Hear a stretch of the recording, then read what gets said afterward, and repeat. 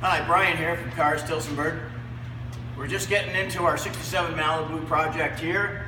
One of the things we like to do is try to identify the car and the options that it came with when it came from the factory. It's like a history chase on it. The way we do this is by this little cowl tag here that's attached to the firewall.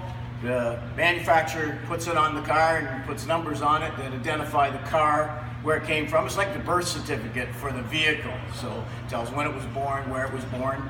So what we've done is we've decoded this tag to tell us basically what was on this vehicle when it left the factory. It's good to have a history of what the car came with originally.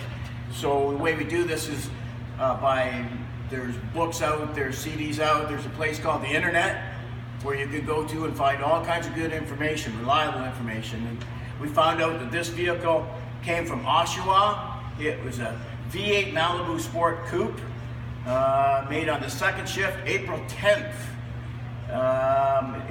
Was Verde green metallic, originally from the factory, black leather bucket interior.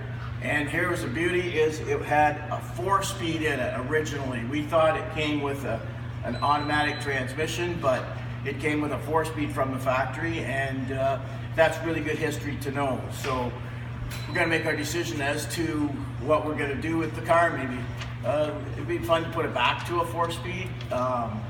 It wasn't an SS car, it was just originally a V8 Malibu Sport Coupe. So it'd be interesting to hear from you and see what you'd do with the car if it was your car. So that being said, we're going to move forward to the next stage, which is remove the body from the frame and start on the restoration process. So again, thanks for listening. Until the next time, bye.